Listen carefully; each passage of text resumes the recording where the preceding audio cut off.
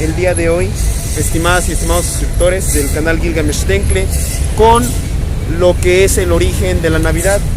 Bueno, el origen de la Navidad se remonta más o menos allá por el año 427 a.C., cuando los romanos celebraban una fiesta llamada Io Saturnalia, o Gloria o Ave a Saturno. Saturno era un dios agrícola y también era quien le había enseñado a los seres humanos en una época de oro, en una época en la cual los seres humanos no tenían que trabajar, no tenían que preocuparse por los distintos escenarios de la vida cotidiana, sino que este Dios los dotaba de todo. Sin embargo, como recordamos, los romanos eran una civilización agrícola y también pues fomentaban el trabajo duro, el trabajo rudo, así como las distintas faenas de la vida agrícola. Este dios, Saturno, es el equivalente a Cronos, que es el dios del tiempo en la mitología griega. Saturno es representado, como lo están viendo en la imagen, como un hombre con una túnica que está cubriéndole la cabeza y el cuerpo, y sobresale una especie de instrumento o de yunta propio de los trabajos agrícolas y también de los trabajos que efectúan los campesinos. Entonces, los romanos durante este festival concluían o finalizaban la siembra y esperaban que el gélido y crudo invierno no les echase a perder la cosecha, que iba a volver a rebrotar en primavera. Es curioso, estimadas y estimados suscriptores del canal Gilgamesh Tencle, que los romanos durante estos días, al igual que otras civilizaciones antiguas, conmemoraban el solsticio de invierno. Recordemos que en términos geográficos, el solsticio de invierno es cuando el sol está más alejado del eje terrestre y de nuestro planeta, y por lo tanto los días suelen ser menos claros, menos duraderos, y pues las noches suelen ser un poco más largas. Entonces el solsticio de invierno era visto por muchas civilizaciones antiguas algo así como el renacimiento, el resurgimiento o el rebrote del sol. Por eso en aquella época, con distintos adecuaciones al calendario, primero el calendario juliano impuesto por Julio César, después los emperadores, comenzaron las Saturnalias del 17 de diciembre hasta el día 23 de diciembre. Posteriormente, ya con el paso del tiempo, esta fiesta se convirtió el 25 de diciembre como el Rex Solis Invictis, que quiere decir la fiesta o la festividad del Rey Sol Invicto, el cual pues era, por así decirlo, una deidad también romana, en la cual pues se esperaba que el sol y que las cosechas pues tuvieran éxito y rindieran fruto. Durante aquella época, los romanos... muy buenas noches. ¿Con quién tenemos el gusto? Aquí está el Grinch. El Grinch. ¿Qué travesuras o qué artimañas nos tiene preparadas para arruinarla esta Navidad? No, este año no voy a arruinar nada, porque ya se han quejado varios de que no te arruines la Navidad, no, que no. Esta vez el Grinch aprecia la Navidad. Eso. ¿Cuáles son tus propósitos para esta Navidad? ¿Cuáles son tus deseos para los que nos ven en este canal? Pues mis deseos es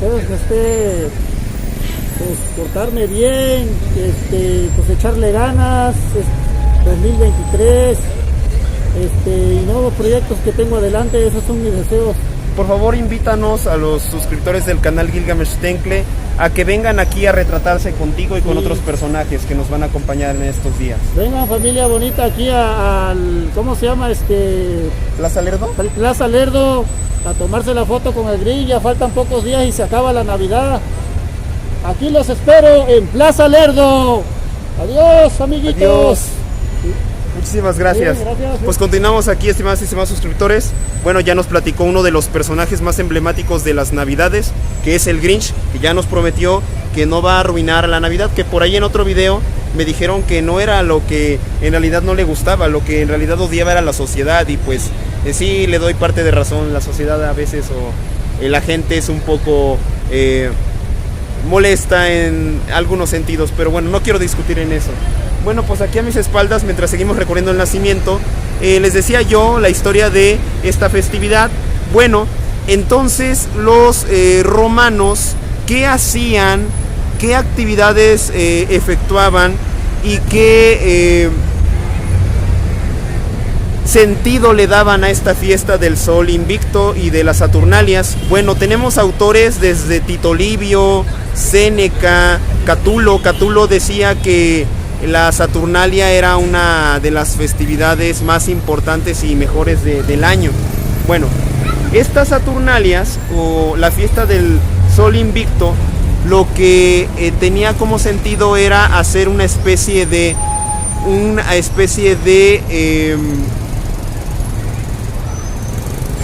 como un reordenamiento de la sociedad romana. Recordemos que la sociedad romana pues estaba dividida de manera muy rígida entre particularmente los emperadores, los senadores, los plebeyos, los patricios, los esclavos, los artesanos, etcétera, etcétera.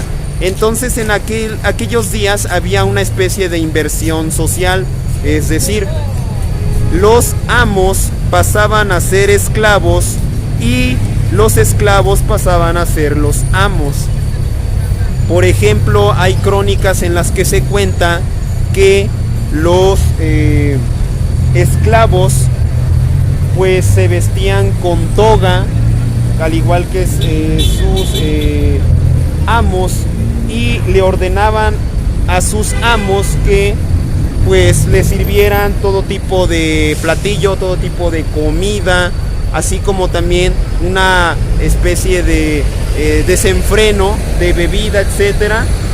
Y en aquellos días también pues la gente en su casa colocaba adornos de ramas o vegetales, y curiosamente también se otorgaban obsequios como estatuillas de terracota, de barro, ropa, túnicas, mantos y todo tipo de obsequios propios de la cultura y civilización romana.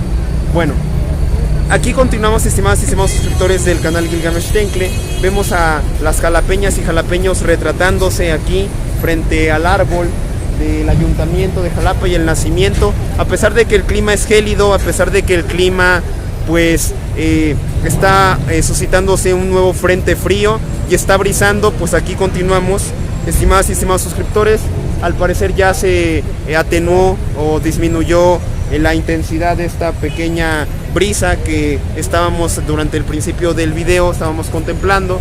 Bueno, no solamente en Roma se celebraba una fiesta en el solsticio de invierno, también durante aquella época, estimadas y estimados suscriptores, pues era importante o era muy digno de considerar la fiesta denominada la fiesta de Panquetzalistli. La Panquetzalistli pues era una fiesta en honor al dios Huitzilopochtli. Huitzilopochtli representaba a la deidad solar y bélica del panteón azteca. Recordemos que Huitzilopochtli le ordena a los futuros mexicas, que eran aztecas, que en náhuatl significa el pueblo cuyo nombre nadie conocía, a salir desde Aztlán o el lugar de las garzas hasta llegar y ver la señal de un águila devorando a una serpiente. Huitzilopochtli, dicen los cronistas y los evangelizadores novohispánicos, que él fue concebido por medio de una madre virgen, curiosamente equiparable a la Virgen María y a Jesús. Bueno, toda esta historia se origina en un cerro llamado Coatepec. Coatepec en náhuatl significa el cerro de las serpientes o el cerro de las culebras, y allí estaba Coatlicue.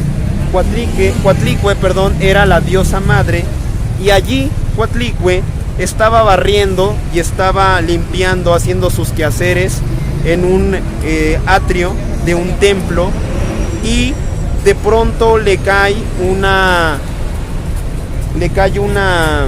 pluma blanca y queda embarazada de manera automática. Sí, algo muy semejante a la Anunciación, ¿verdad? Aquel capítulo que nos cuenta Lucas, el evangelista, donde el ángel Gabriel le anuncia a esta doncella, a esta mujer de Nazaret que va a ser madre, etcétera, etcétera. Bueno, continuando esta historia, Coatlicue ya tenía a 400 huitznahuas, y también ya tenía a la diosa de la luna, que era Coyolxauhqui. Entonces Coyolxauhqui quedó junto con sus hermanos muy molesta porque su madre, había deshonrado a la familia, a la dignidad de la familia, y decidieron sacrificarla.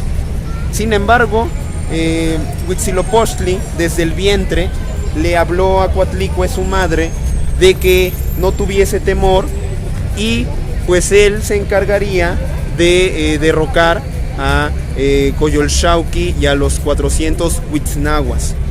En términos astronómicos, el nacimiento de Huitzilopochtli es la alegoría o la metáfora del amanecer, es decir, cuando el sol y sus rayos vencen a las tinieblas de la oscuridad y de la noche, que pues quedan simbolizadas en Coyolxauhqui, la luna, y en los 400 huitznahuas, que son las estrellas, ¿sí?